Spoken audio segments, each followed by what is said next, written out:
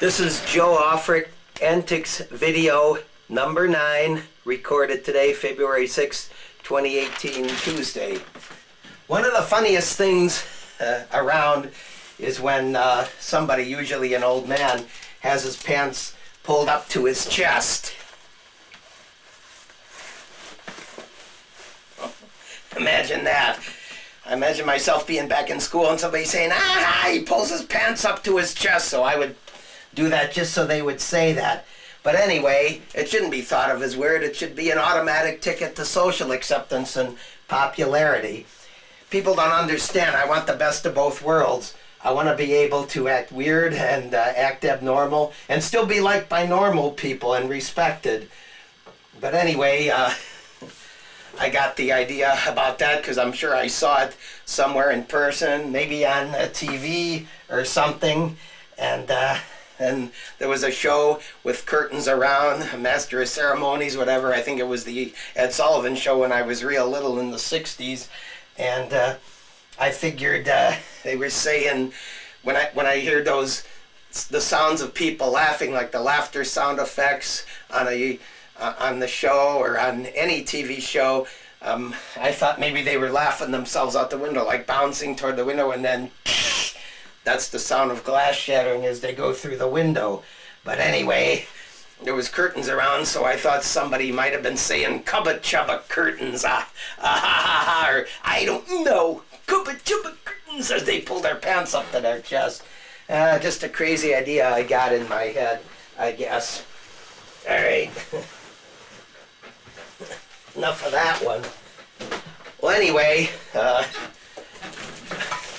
I'm sure I might have mentioned it in my audio tapes, but back when I was in 7th grade, I was waiting for detention. I got out at 2:30, but detention time wasn't for an hour. It started at 3:30, so I was waiting around in the lobby, and this kid, Bobby Solomon, he walked into the bathroom. I saw him, heard him at a distance going, "Banya, banya, banya." Well, I didn't know his name at all at the time, and I got a crazy idea in my head for some reason that he was Diane Rawson's older brother, but she didn't actually have a brother. In fact, for many years I thought she was an only child, but I found out at 22 years old, 5 years after I made all the harassing and threatening phone calls to the Rawsons, and Mrs. Rawson accepted all the calls and talked to me, when my dad showed me Mrs. Rawson's obituary, she had a sister who was 18 years older than her, which would be 14 years older than me. But at any rate, he went into the bathroom going, "Banya, banya, banya, banya." And I thought he was imitating a bouncing ball. For many years, that's what I thought it was, an imitation of a bouncing ball. But it was actually, it didn't occur to me till adult life that he was imitating a guitar string bend.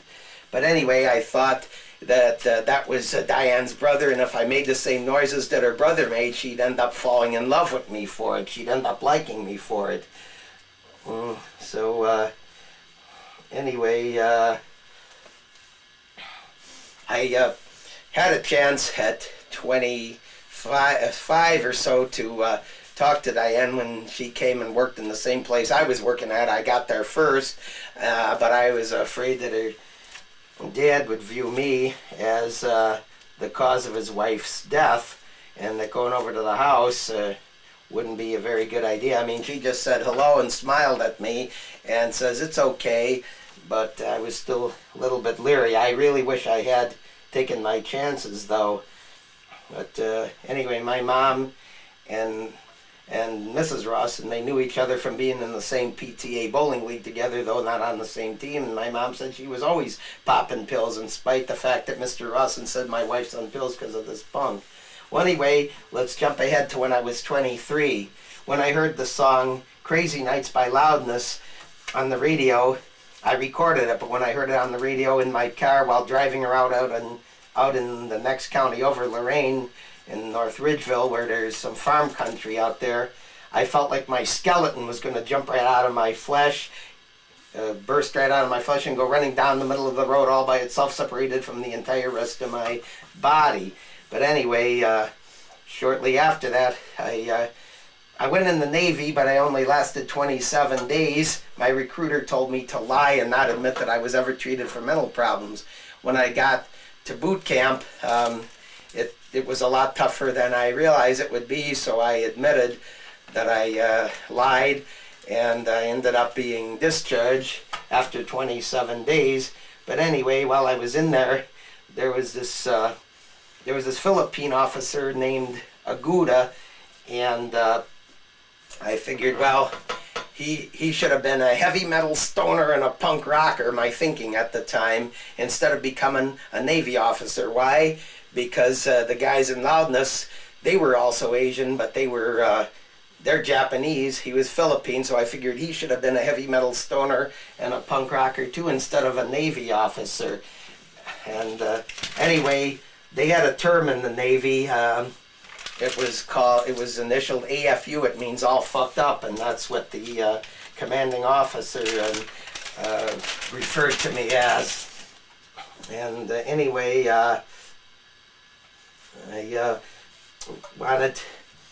I didn't realize at the time that there were some chicks that I was pretty naive to things. I didn't realize that to some chicks it was very important that a guy be in a band. It wasn't cool, and he wasn't sexy if he wasn't. But I thought I could detour around all that hard work. Somebody told me to get a guitar and learn how to play it, but that sounded like too complicated, too much work. It sounded like it was easier to go in the Navy, because there I would make money right off the bat. I got paid for the time I was in there, of course, but there was all kinds of benefits, and supposedly they matched, for every dollar you put in toward your college education, they matched with $2. So and they talked me into the nuke program. They thought I was really smart and qualified for the nuke program. You know, I didn't really want flattery from the military, from the Navy. I wanted flattery from people in the metal scene, you know, especially the chicks, not the Navy officers or the recruiters. Fuck that. But some guy did tell me to get a guitar. It just seemed easier to go in the Navy. I figured I'd have it all set until I got there. But anyway, in the song by Loudness, I thought at one point they were saying, they're probably singing something in Japanese, but I thought they were saying Eptic Ale, and I came up with the idea of having an air guitar club where me and a bunch of metalheads just jump up and down and chant Eptic Ale to the song. Eptic Ale, do-da-da, do-da-da, Eptic Ale, do-da-da, do-da-da, alternated by Stupida Gouda, do-da-da, do-da-da. I'm going to play the song now. Sorry for the low sound if it's not loud enough.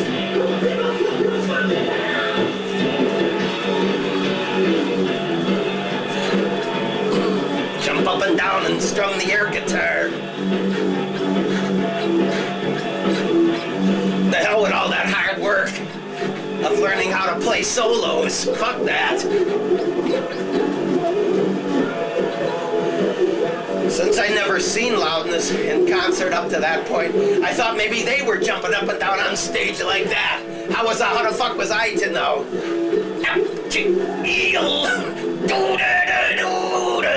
Stupida Gouda.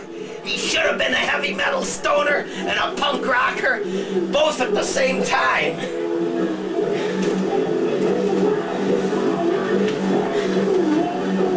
Alright, let's not waste time on here. I've already used up 8 minutes and some seconds. Well, anyway,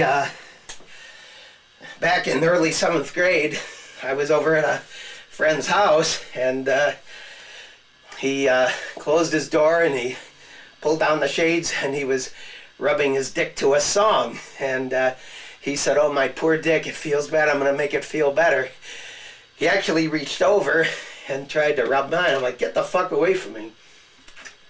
But first time he came over my house, he had asked my mom if he could have a sleepover with me. My mom said no. She suspected something.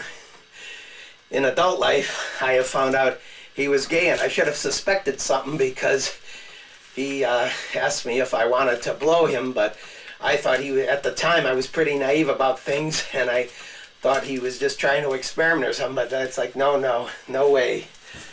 But anyway, after he did that in his bedroom and he was rubbing himself, my mom picked me up from school one day, and I was in the parking lot with her, the parking lot was shared with the regular public library and the school. And it was on the high school and not the junior high end, but anyway, which was attached to the high school. At any rate, I started going like this to the band, and the school band in the distance playing a song. And my mom got a little pissed off at me, wanted to know what the fuck I was doing, basically. And she was mad at me. She got me in the car. She hit me on the back with a book, wondering how the fuck I could do something like that in front of her and embarrass her. And she said there was 50 pairs of eyes that saw me. Well, anyway, when she drove a little bit crazy, kind of, ramming on the accelerator a bit. And when I thought she was going to kill me when we got home, I was 13 years old, I was 5 foot even, I weighed only about 80 pounds. Well, anyway, I jumped out of the car when we got in the driveway to take off, and she told me, if you don't come in here, I'm going to call the police. But I took off anyway, and I hid in the second floor of a medical building up at the corner of my street. I actually saw her walk through there, but she didn't see me, but I saw her peeking down the stairs from around the corner. And in the evening, I came out of the place. I knew I couldn't hide forever. My parents were there at the stop sign in their pickup truck, so I ran to them. I knew I had no choice. When I got in the car, my dad's, it was like, no, he's just not going to do it anymore, to my mom. So he was a little bit more lenient on me about the whole matter. But anyway, my mom referred to it as the obscene dance in the parking lot, and she advised me not to tell anybody about it, not to brag about it when I went back to school. But I did it anyway. I went and told one guy, and I said, hey, I changed the story a little bit. See, my mom was going to call the police because I wasn't coming in the house and I was taken off, I think.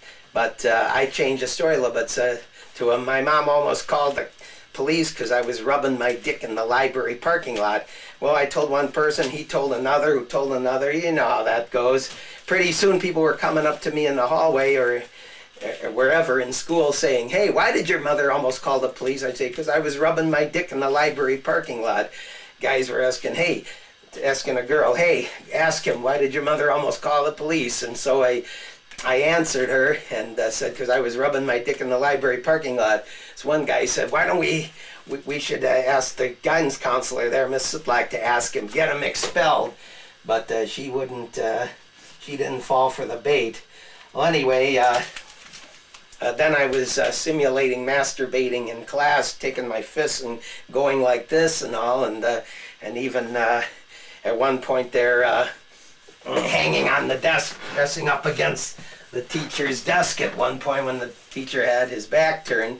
And anyway, what happened was one day the math teacher said to me, when I was doing it, he said, may I ask you a personal question? I said, sure. He said, what are you doing? I often thought of it as giving myself a shock, so I think I might have told him I was giving myself a shock, but I know I said to other kids, and there's this one boy in science class who said, hey, Joe, give yourself a shock. And so I go like this. Well, anyway, the teacher, the math teacher who asked me, may I ask you a personal question, what you were doing, he went down to the office.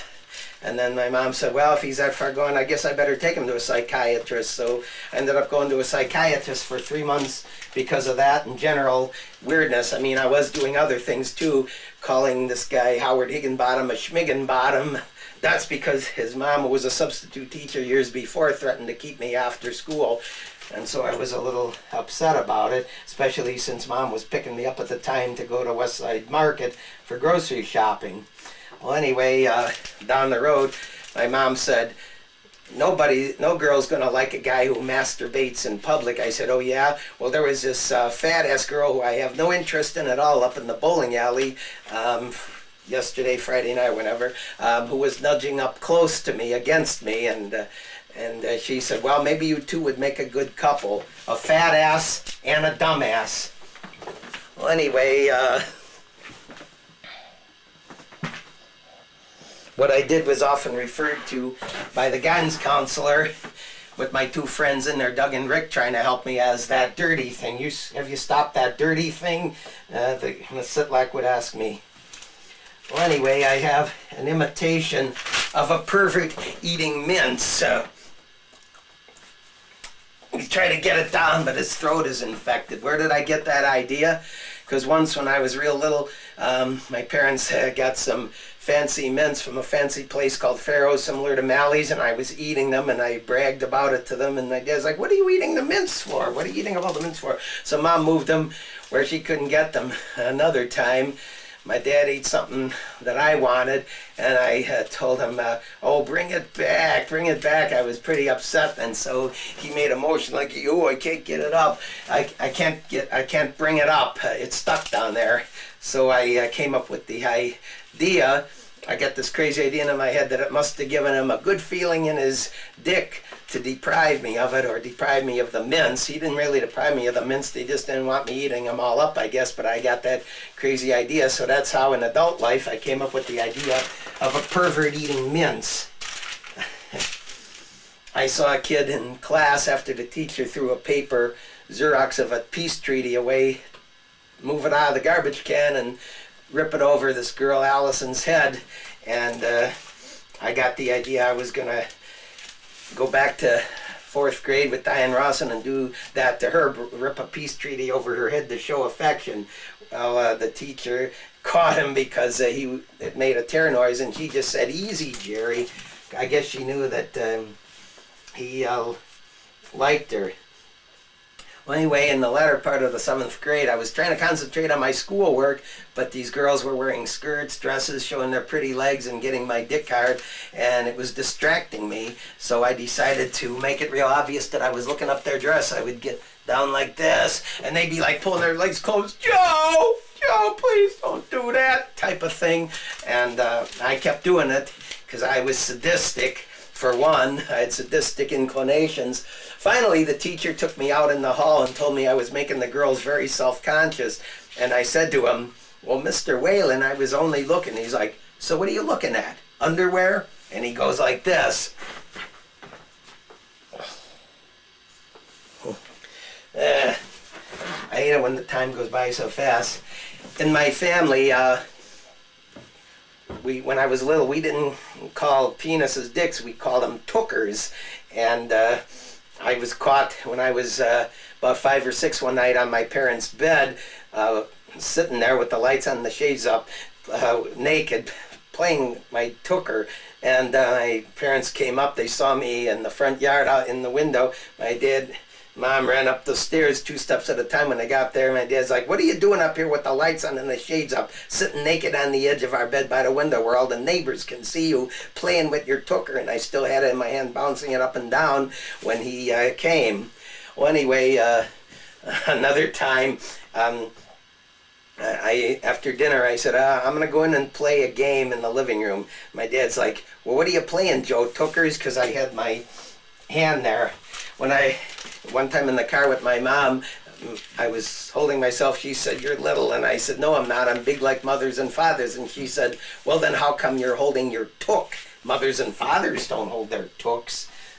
I used to also enjoy singing wrong words to the songs, but I don't know if I have any time left. I have like about a minute, God damn it.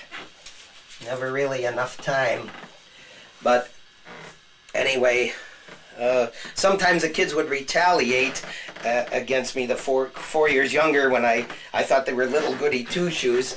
And one time they surrounded me while I was on my bicycle, and one of the biggest kid in the class in the same grade as Diane said, I'm not afraid of this kid. They were trying to lift me off my bicycle. So when I heard the song Sweet Emotion by Aerosmith, it took me into this little fantasy when I'd sit there listening to it alone, that I turned into this super strength being, and I was hurling people through the air, and the biggest kid was going to say, oh, please don't do that, and I was going to throw him through the air anyway. So I was doing the rhythm to it as I fantasized such a thing.